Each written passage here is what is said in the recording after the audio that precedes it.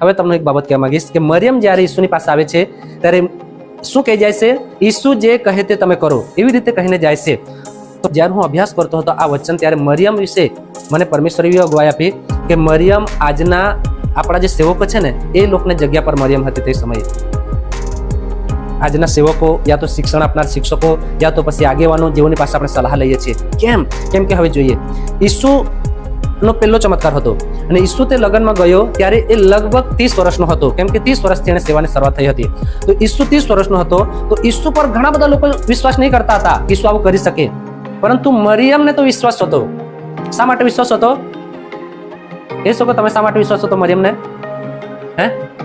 કેમ કે એની માં હતી એટલા માટે નહીં, એટલા માટે કે ઈસુની સાથે યા તો મરિયમ બંને જણા 30 વર્ષથી સાથે રહેતા હતા. એટલે મરિયમને ખાતરી હતી કે ઈસુ આ કરી શકે છે.